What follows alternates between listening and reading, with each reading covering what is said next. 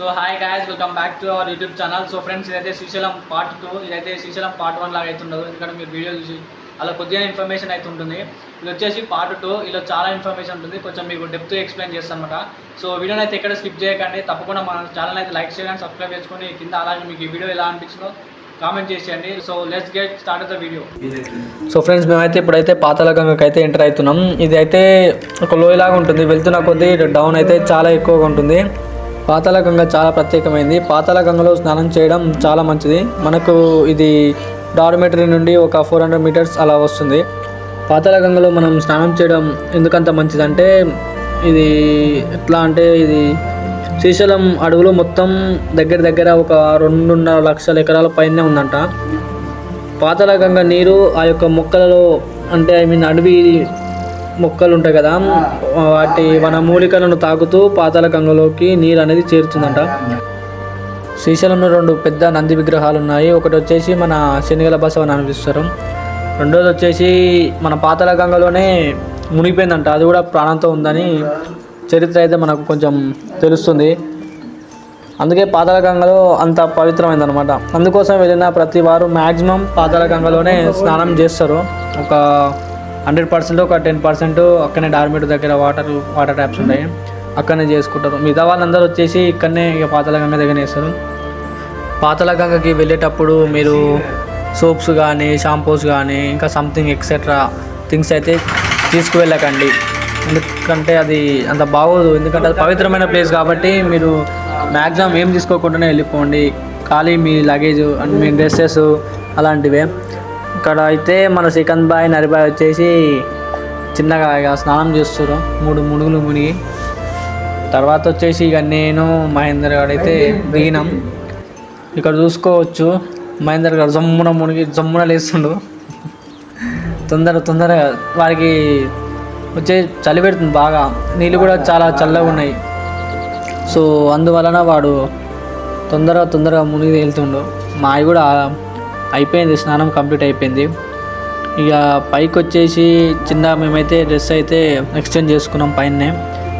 ఇక్కడనే పక్కపొంటి మనకు దీపం కూడా మన ఈ పాతాళగంగలో వదలడానికి పైనే అమ్ముతుంటారు. ఎవరైనా లేడీస్ కానీ జెంట్స్ కానీ ఎవరైనా మనకైతే అదైతే ఇవ్వడం జరుగుతుంది, ఎవరైనా వదలొచ్చంట. ఇక బోటింగ్ వచ్చేసి మనకైతే 80 రూపీస్ అంట. నెక్స్ట్ ఇంకోటి వచ్చేసి 100 రూపీస్. అట్లా 2 రౌండ్లు అయితే తిప్పేస్తుంది. అక్క మహాదేవి గుహలకు వెళ్ళడానికి కూడా టికెట్స్ అనేవి మనకు ప్రొవైడ్ చేస్తారు పక్కన. అవి బోటింగ్ల నుండి అయితే తీసుకెళ్తారు. పాతాళగంగలో స్నానం చేయడం అయిపోయాక మెట్లు ఎక్కలేకపోయేవారు ఉంటారు కదా, వారికి కొంచెం ఒక 10-15 మినిట్స్ ఎక్కగానే మీకు అక్కడ ఆటోస్ కూడా ఉంటాయి. వాళ్ళే పాతాళగంగకు తీసుకురావడం మరియు తీసుకువెళ్ళడానికి ఒక 20 రూపీస్ 30 రూపీస్ ఛార్జ్ చేస్తారు. రావడానికి వెళ్ళడానికి 30 లైక్ అట్లా. పైన చూసుకున్నట్టయితే మేము అక్కడనే మాకైతే మెట్ల దగ్గరనే కొంచెం పైన రాగానే అక్కడ మనకైతే దేవత ఉంటుంది. అక్కడనే మేమైతే మళ్ళీ దేవతని దర్శించుకొని బొట్లు పెట్టుకున్నాం. టైం వచ్చేసి ఇప్పుడు మీరు చూస్తున్న ఈ టైం వచ్చేసి ఎగ్జాక్ట్లీ 6-7 మినిట్స్ అవుతుంది. చూస్తున్నారు కదా, ఇక్కడనే మేమైతే దేవతను దర్శించుకొని మొక్కు వేసుకొని ఆ బొట్లు పెట్టేసుకొని మేమైతే మళ్ళీ పైకి ఎక్కడం జరిగింది. దిగేటప్పుడు అంతేం అనిపించలేదు, కానీ ఎక్కేటప్పుడు అయితే కొంచెం ఒక 10-15 అట్లా ఎక్కగానే కొద్దిగా దమ్ము వస్తూనే ఉంది. మధ్యలో ఆవుకుంటూ అట్లా వచ్చేసినాం అనమాట. చూస్తున్నారు నా ఫేస్లో మీకు ఎక్స్ప్రెషన్ తెలుస్తుంది. పక్కన నరిబాయి కూడా అబ్జర్వ్ చేయండి. ఇక మన శ్రీకాంత్ బాయ్, ఇంకా మళ్ళీ మహేష్ అన్న అని చెప్పిన ఇంతకుముందు మీకు పార్ట్ 1 వీడియోలో అన్న కూడా అక్కడ మీకు కూర్చుంటారు. ఇప్పుడు మీకు చూపిస్తా చూడండి. అదిగో శ్రీకాంత్ బాయ్ అక్కడనే పక్కనే వచ్చేసి మహేష్ అన్న, ఇక మహేందర్ గారు అయితే ఉన్నాడు. రండిరా వెళ్దామంటే కొద్దిగా దమ్ము వస్తుంది ఆగండి అనేసరికి ఆగేసినాం. ఇప్పుడైతే మనం టాపిక్లో అయితే వెళ్ళిపోదాం. ఆంధ్రప్రదేశ్ రాష్ట్రం కర్నూలు జిల్లా, కర్నూలుకి తూర్పు దిశలో 70 కిలోమీటర్ల దూరంలో కృష్ణానది తీరంలో నల్లమల్ల ఫారెస్ట్లో సముద్ర మట్టానికి 458 మీటర్ల ఎత్తున కొండపైన వెలిసిన ప్రసిద్ధిగాంచిన శ్రీ శైలం. ఇక్కడ పరమేశ్వరుడు శ్రీ భ్రమరాంబిక అమ్మవారి సమేత శ్రీ మల్లికార్జున స్వామిగా కొలువై ఉన్నాడు. శ్రీశైలం ద్వాదశ జ్యోతిర్లింగాలలో 2వది మరియు 18 శక్తిపీఠాలలో 6వది. అంతేకాకుండా 10 భాస్కర క్షేత్రాలలో శ్రీశైలం 6వది. శ్రీశైలంలో ప్రధానమైన ఆలయంలో మల్లికార్జున మరియు భ్రమరాంబిక వేరువేరుగా నిర్మించారు. ఆలయంలో ప్రత్యేక ఆలయాలు, స్తంభాలతో కూడిన ఒక పుణ్యక్షేత్రాలు ఉన్నాయి. ఈ దేవాలయాలు రాళ్లతో నిర్మించారు. ముఖ్యంగా దేవాలయాలు ప్రకారాలుగా చూసుకున్నట్టే 4 ద్వారాలు అయితే ఉన్నాయి. తూర్పు వైపున ఉన్న ద్వారం మహాద్వారం. ఆలయ పరిసరాలలో నంది మండపం, వీర శిరో మండపం, మల్లికార్జున టెంపుల్, ఇంకా భ్రమరాంబ టెంపుల్ అన్నీ తూర్పు నుండి పడమర వరకు వరుసగా ఉన్నాయి. పాండవులు 5 దేవాలయాలు ప్రతిష్ఠించారు. ఇంకా నవబ్రహ్మ ఆలయాలు కూడా ఉన్నాయి. శ్రీ మల్లికార్జున స్వామి పేరు వృత్తాంతం. శ్రీశైలంలో వెలిసిన మల్లికార్జున స్వామి అనే పేరు రావడానికి ఒక స్టోరీ ఉంది. ముందుగా అయితే ఇక్కడ చూసుకున్నట్టయితే మనమైతే అన్నం తినడానికి అయితే వచ్చేసాం. ఇది ఎగ్జాక్ట్లీ టైం అయితే చెప్పలేం కానీ 11 to 11:30 మధ్యలో. ఫుడ్ అయితే అది చాలా బాగుంది. స్వీట్ అయితే ఇంకా బాగుంది. సో మళ్ళీ ఇక్కడ నుంచి మనమైతే మఠాలు ఉంటాయి కదా, అవి చూడడానికి అయితే వెళ్ళిపోతున్నాము. సో ఇదైతే బయలు వీర బ్రహ్మేంద్ర స్వామి టెంపుల్. ఇది ఇక్కడ దర్శించుకొని మళ్ళీ మేమైతే రిటర్న్ అయితే వెళ్ళిపోయాము. నేను ఇప్పుడు స్టోరీ ఉందని చెప్పినా కదా, ఆ స్టోరీ ఏంటంటే కృష్ణ తీరంలో బ్రహ్మగిరిని రాజధాని చేసుకొని అక్కడ ఒక రాజు పరిపాలించేవాడు. అయితే ఆ రాజుకు లేక ఒక కూతురు పుట్టింది. ఆ పేరు వచ్చేసి చంద్రమతి అని పేరు పెట్టారు. ఆమెను చాలా అల్లారు ముద్దుగా అయితే పెంచారు. రాజు ఒక రోజున అనుకోకుండా జైత్రయాత్రకు వెళ్ళాడు. రాజు కొన్ని సంవత్సరాలైనా తిరిగి రాలేదు. కొన్ని నెలలు రోజులు గడిచిపోతున్న తర్వాత ఆ రాజు విజయంతో తిరిగి వస్తుండగా మధ్యలో ఒక అందమైన అమ్మాయి కనబడుతుంది. ఆ రాజు కామదృష్టితో చూసి దగ్గరకు వెళ్తుండగా మధ్యలో తన భార్య వచ్చి చెప్తుంది. చెప్పినా ఎంత వినడు. ఆమె కూడా ఉండి, అమ్మాయి ఉంది కదా, ఆమె కూడా ఉండి, తండ్రి నేను మీ కుమార్తెను నీ వారసురాల్ని అని ఏడుస్తూ శోకాలు పెడుతూ ఆమె కూడా చెప్తుంది. అయినా కూడా ఆ రాజు వినడు, వదలకుండా ఆమె వెంట పడతాడు. రాజధాని నుండి కృష్ణానది దాటి కొండల్లోకి వెళ్ళి ఒక గుహలో అయితే ఆ అమ్మాయి అయితే తలదాచుకుంటుంది. ఆ రాజు కూడా ఆ గుహ దగ్గరికి అయితే వెళ్ళిపోతాడు. తర్వాత రాజు యొక్క కుమార్తె ఉండి పరమేశ్వరుని వేడుకుంటుంది. ఏమని, నన్ను కాపాడండి, నన్ను రక్షించండి, అది ఇదని పరమేశ్వరుని వేడుకుంటుంటే పరమేశ్వరుని మహిమ వల్ల ఆ రాజు శిలంగా మారిపోయి దొర్లుకుంటూ పాతాళ గంగలో మునిగిపోయాడు. తర్వాత గుహ నుండి బయటకు వచ్చిన చంద్రమతి అనుకోకుండా ఒక దృశ్యం చూసింది. అది ఎలాంటి అంటే చాలా అద్భుతమైనది. ఆవు పొదుగు నుండి పాలు బయటకు వచ్చి శివుణ్ణి అభిషేకించడం ఆ ఒక సందర్భం అక్కడ చూస్తుంది. ఆ తర్వాత చంద్రమతి శివ ఆజ్ఞ ప్రకారం గుడిని నిర్మించి పూజలు చేయడం వల్ల ఆ భక్తికి మెచ్చిన నీలకంఠుడు చంద్రమతి సమర్పించిన మల్లదండను తన సిగలో నిలవంకకు ధరించాడని, ఆ విధంగా మల్లికార్జున స్వామికి ఆ నామకరణం అనేది వచ్చిందనమాట. సో ఇక్కడ చూసుకున్నట్టయితే మనమైతే మల్లమ్మ కన్నీరుకి అయితే లోపలికైతే వెళ్ళిపోతున్నాం.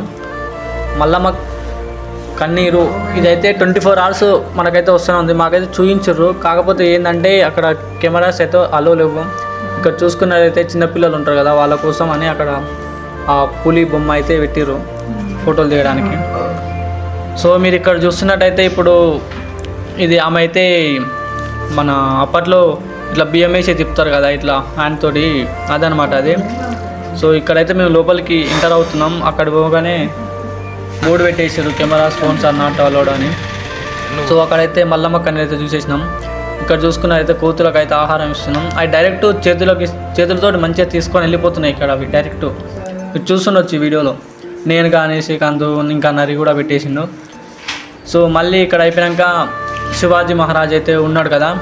ఇప్పుడు శివాజీ మహారాజు ఇక్కడ ఏమేమి చేశాడు, ఎన్ని రోజులు ఉన్నాడు.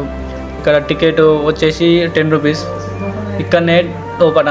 తర్వాత అవి అయిపోయిన తర్వాత ఇక్కడ మొత్తం మన శివాజీ మహారాజ్ వచ్చేసి చరిత్ర ఉంటుంది. ఇదంతా చరిత్ర ఏంటంటే ఎట్లా అంటే నేను మీకు ఎక్స్ప్లెయిన్ చేస్తా చూడండి. ముందనైతే మేమైతే లోపలికి వెళ్తున్నాం. సో మేమైతే ఒక అన్ననైతే అడిగేసినాం. లోపల ఒక అన్నుండు, అన్న ఇది కొంచెం మాకు ఎక్స్ప్లెయిన్ చేయవా అంటే చేసిండు. ఒక 30 సెకండ్స్ 40 సెకండ్స్లో అయితే చెప్పేసిండు. మేము వచ్చేసి మీకైతే చూపిస్తున్నా చూడండి ఒకసారి. శివాజీ మహారాజు పుట్టినడు, పెరిగిండు, ఇక్కడ ఇవన్నీ ఉన్నాయి. ఈ శివాజీ మహారాజు ఏ విధంగా అంటే అమ్మగారు ఉండి ఆడ చెప్తుంది ఇది యుద్ధానికి వెళ్తున్నాడు. సో ఇక్కడ ఇలా మొత్తం మనకు ఆ యొక్క ఇప్పుడు శివాజీకి సంబంధించినది ఒక మొత్తం భవనం, ఆ భవనంలో చరిత్ర మొత్తం ఉందన్నమాట. ఇక్కడ చూసుకున్నట్టయితే శివాజీ మహారాజా వాళ్ళకేమో ఇన్స్ట్రక్షన్స్ ఇస్తున్నాడు. చూస్తున్న కింద మొత్తం మ్యాటర్ ఉంది, తెలుగు, తమిళ్, కన్నడ, సంథింగ్ ఇంకా కొన్ని లాంగ్వేజెస్ ఉన్నాయి. ఇక్కడ చూసుకున్నట్టయితే యుద్ధం, శివాజీ మహారాజ్ యుద్ధం చేసినటువంటివి ఉన్నాయి. సో అక్కడ యుద్ధం గెలిచాడు. ఇక్కడ చూసినట్టయితే ఎవరు, ఇక్కడ మీరు చూసుకున్నట్టయితే అనుమానమైన ఒక వ్యక్తి కిందకైతే దూకిపోతున్నాడు. చూస్తున్నారు కదా ఇక్కడ మీకు కింద అయితే తెలుగులో కూడా ఉంది, కానీ ఇది నేను కొద్దిగా మీకు ఇది కవర్ చేయాలి కాబట్టి ఇది మాత్రమే తీసిన. ఇది వచ్చేసి యుద్ధం జరిగేటప్పుడు, ఈ యుద్ధం అయిపోయిన తర్వాత మళ్ళీ ఇక్కడ చూస్తున్నారు కదా, మళ్ళీ ఒక చిన్న సభ లాంటి ఏర్పాటు చేసి అక్కడ వారు చిన్న గుహల్లో ఏమో సంథింగ్ వెళ్తున్నారు. ఇదంతా వచ్చేసి ఇక మ్యాప్స్, ఇక మీకు తెలుసు అంటే ఏ రాజులు ఎక్కడెక్కడ ఉన్నారు ఇండియాలో అట్లా. ఇక్కడ వచ్చి శివరాజ్ మహారాజ్ అయితే పైన కూర్చున్నాడు, కింద ఎక్స్ప్లెయిన్ చేస్తున్నారు. ఇక్కడైతే ఒక అడవికి వెళ్ళినట్టయితే తెలుస్తుంది మనకి. ఇక్కడ కూడా చూసుకోవచ్చు. సో మనం ఇప్పుడు వచ్చేసి మళ్ళీ ఇది ఏనుగు మీద వెళ్తున్నాడు వాళ్ళ సైన్యంతో. చూస్తున్నారు కదా ఇదంతా చాలా బాగుంటుంది. ఇది ఒకసారి మీరు కూడా వెళ్ళి విజిట్ చేయండి. నేను చెప్పడం కాదు కానీ మీరు కూడా వెళ్ళి చూసినట్టయితే మీకు కూడా చాలా బాగుంటుంది. అసలు చూడడం వేరు, నార్మల్గా ఫోన్లో చూడడం వేరు, ఎక్స్ప్లెయిన్ చేయడం వేరు. సో అందుకని మీరు కూడా వెళ్ళి ఒకసారి విజిట్ కాండి, ఏం కాదు, చాలా బాగుంటుంది. ఇక్కడ చూసుకున్నట్టయితే మన శివాజీ మహారాజ్ అయితే సభలో ఉన్నట్టయితే తెలుస్తుంది. అలాగే ఇది వచ్చేసి మన ప్రతాప్గఢ్. ఇక్కడ చూసుకున్నట్టయితే మన శివాజీ మహారాజ్ అయితే అక్కడ మెడిటేషన్ చేస్తున్నట్టయితే మనకు తెలిసింది. ఇక్కడ ఒక అన్న అయితే ఉన్నాడు, అన్ననైతే ఎక్స్ప్లెయిన్ చేయమని అడిగినాం. అన్న ఒకసారి చెప్తారు వినండి. శివాజీ మహారాజ్ ఇక్కడ తపస్సు చేశారు 11 రోజులు. తపస్సు చేస్తే అమ్మవారు ప్రత్యక్ష ఆయనకు కట్టనిచ్చింది. ఎందుకంటే శివాజీ మహారాజ్ ఇక్కడ సన్యాసులు కలిసిపోదాం అనుకుని బాధపడుతున్నారు. నువ్వు సన్యాసులు కలిసిపోకూడదు, శివాజీ మహారాజ్ అంటే ఆయన ఛత్రపతి కదా, అందుకు నువ్వు హిందువులను కాపాడాలా అని చెప్పేసి ఆయనకు కట్టనిచ్చింది అమ్మవారు ఈ ప్లేస్. అది అప్పుడు ఇక్కడ పాత కోట ఉంది, శివుడి ఆ ఖడ్గం ఇప్పటికి ఉంది ఐస్లాండ్లో మ్యూజియం. శివాజీ మహారాజ్ ఇప్పుడు చూపించిన కదా మీకు చూపించిన ప్రదేశంకి 11 రోజులు తపస్సు చేశాడంట. తపస్సు చేసిన తర్వాత అమ్మవారు ఉండి ప్రత్యక్షమై నువ్వు ఇక్కడ ఉండొద్దు, సన్యాసులు కలవద్దు అని చెప్పి హిందువులని కాపాడాలని అమ్మవారు తన ఖడ్గం ఇచ్చి చెప్పి అతన్ని అయితే మనకు ఇక్కడ నుంచి అయితే పంపించడం జరిగింది. ఆ కత్తి వచ్చేసి ఇప్పటికీ ఆ ఖడ్గం వచ్చేసి ఇప్పటికీ ఐస్లాండ్లో అయితే మ్యూజియంలో ఉందంట. అన్న అయితే మరి ఇలా చెప్పాడు ఇన్ఫర్మేషన్.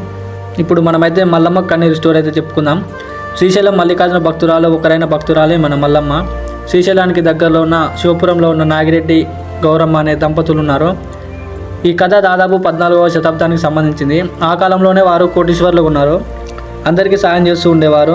ఎప్పుడు చూసినా శివుని ధ్యానంలోనే ఉండేవారు. అయితే ఈ దంపతులకు సంతానం కలగడం లేదు. అయితే మన శ్రీశైలం వెళ్ళి స్నానం చేసుకొని అలాగే దేవుని దర్శించుకొని పాతాళ గంగలో స్నానం చేసి అమ్మవారిని అయ్యవారిని తన బాధను చెప్పుకొని కొంతకాలం ఉండిపోయారు.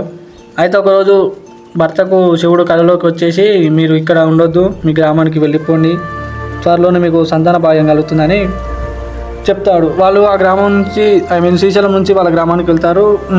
వెళ్ళిన తర్వాత ఒక సంవత్సరం తిరగకముందుకే వాళ్ళకు ఒక బాలిక అయితే జన్మిస్తుంది. శ్రీశైలం మల్లన్న ప్రసాదంగా జన్మించింది కాబట్టి ఆమెకు మల్లమ్మ అనే పేరు పెట్టారు. ఎంతో గారాభంగా అల్లారుముద్దుగా పెంచారు. తన తల్లిదండ్రులను అనుసరించిన మార్గంలోనే ఆమె కూడా నడిచి చిన్నప్పటి నుంచే మల్లన్నకు భక్తురాలుగా ఉండేది. మల్లమ్మ యుక్త వయసుకు రాగానే తల్లిదండ్రులు ఒక మంచి సంబంధాన్ని చూసి సిద్ధాపురం అనే గ్రామానికి చెందిన భరమరెడ్డి అనే యువకునికి ఇచ్చి పెళ్లి చేశారు. ఈ మల్లమ్మ అత్తవారింట కాలు పెట్టగానే సిరి సంపదలతో అష్ట ఐశ్వర్యాలతో కలిగి ఉన్నాయి. అంతేకాకుండా పాడి పంటలతో చాలా బాగా ఉండేది. అలాగే ఆమె తన గృహిణి కర్తవ్యాన్ని కూడా నిర్వర్తిస్తుంది.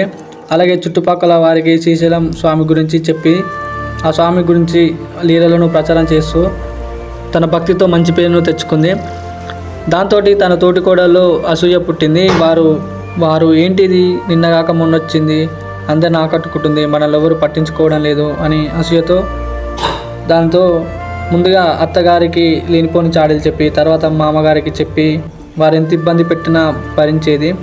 అల్లారు ముద్దుగా పెరిగిన మల్లమ్మను అడవిలోకి ఆవులను కాయడానికి ఇంట్లో మొత్తం పనంతా ఒకదానితో చేయించడం అలా జరిగిందనమాట. అవేవి మనసులో పెట్టుకోకుండా శివయ్య ధ్యానంలో మునిగి తన గృహిణి కర్తవ్యాన్ని నిర్వర్తిస్తూ వచ్చింది. మల్లమ్మ దాంతో ఇంకా లాభం లేదని మల్లమ్మ భర్తకు కూడా చాడీలు చెప్పి కుటుంబ సభ్యులు మల్లమ్మను కొట్టించడానికి అలా చెప్తారు తన భర్తతోటి. తర్వాత తన భర్త కొట్టడానికి బయలుదేరి ఇంట్లోకి రాగానే అప్పటికి ఆమె వృద్ధయోగి రూపంలో ఉన్న పరమశివుని కాలు కడుగుతూ కనిపిస్తుంది మల్లమ్మ. అది చూడగానే తన భర్తకు కోపం తగ్గిపోయి తన భార్య గొప్ప భక్తురాలు, ఇంకా మంచిది కాబట్టే లేనిపోని చాడీలని చెప్తున్నారని అర్థమైంది. కానీ మల్లమ్మ మాత్రం ఇంకా ఇంటి పరిస్థితి అర్థం చేసుకొని తన శక్తితోని తన వాళ్ళకు మంచి జరగాలని అక్కడ నుండి శ్రీశైలం వచ్చింది.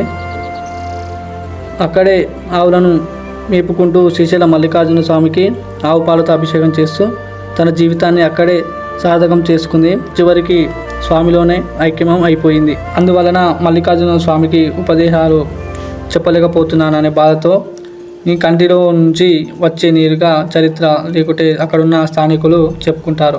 సో ఇదైతే మన మల్లమ్మ కన్నీరు. సో ఫ్రెండ్స్, ఈ వీడియో అయితే మీకు ఎలా నచ్చిందో తప్పకుండా కామెంట్లో అయితే షేర్ చేయండి. ఇప్పుడు ఇది చూస్తున్నారు కదా, ఇది వచ్చేసి మనకైతే వ్యూ పాయింట్. మనమైతే నైట్ టైంలో చూసినాం కదా డ్యాము. ఇది వచ్చేసి ఇప్పుడు మేము బయలుదేరే టైం కనమాట. ఇది వచ్చేసి మధ్యాహ్నం 3 అవుతుంది అలా. సో ఫ్రెండ్స్, వీడియో అయితే మీకు నచ్చినట్టయితే please like, share and subscribe చేసుకొని అలాగే మన ఛానల్ అయితే షేర్ చేసి కామెంట్ అయితే చేసేయండి.